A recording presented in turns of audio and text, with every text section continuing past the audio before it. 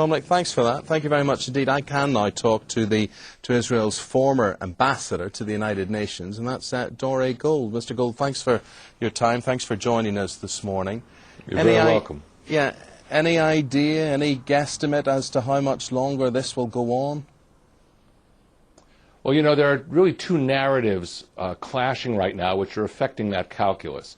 The Hamas is trying to put forward the narrative that Israel is moving hard into the Gaza Strip as though Israel one day just decided to do this action. And therefore, many people who perceive in newspaper headlines or news coverage that Israel is the problem want this thing to come to an end as soon as possible. Israel, on the other hand, sees this narrative completely differently. It sees, first of all, that its cities have been hit for 7 years by the rockets of Hamas and other organizations in the Gaza Strip, and it now wants the Hamas to make a firm undertaking that they're not going to fire rockets at Israel. And as long as it takes to get that undertaking, Israel will continue with this military operation. I have to add just one other thing, though. Yeah. If Israel is perceived as not securing a victory, that is, bringing about an end to rocket attacks against Israel, that is not just a problem for Israel.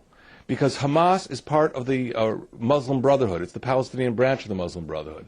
That will hearten and that will embolden radical Islamic organizations in Egypt, in Jordan, and I would even say in Europe itself. And therefore, denying Hamas its military goal of having the right of mukawama, armed resistance against Israel by hitting Israeli civilians, that victory is essential for Israel, and it's also essential for many of our allies abroad. Well, you're very clear-minded on that. You've spelt that out very, very well. And is your attitude then, nobody likes us and we don't care? Is it that? I mean, however aggrieved you may feel, do you accept in the eyes of many you are seen as the aggressor, and that must hurt? Well, it's a real problem. I mean, last night they were interviewing children in Israel who for 7 years have been hit by these rockets, and they were asking them, you know, how do you fall asleep at night? And one says, well, it goes to sleep with its teddy bear, one child said, and she tells the teddy bear how to relax, and that helps her relax. I mean, how can you put a whole civilian population, and now it's 900,000 Israelis who are affected by this, under that kind of trauma for years? What do you have an army for except to defend yourself? Yeah. To either bring the other side to stop attacking you or dismantle their offensive capability. And if that doesn't show well on television, well, we have a problem. So in the meantime, we have mediators like President Sarkozy, who's in your country at the moment. Who do you listen to? Is he wasting his time, or is there somebody who you want to hear from? Who will you listen to? Well, first of all, Israel welcomes European allies like French President Sarkozy and others who want to come and try and see how they can help the situation. Perhaps they have ideas. We also have ideas.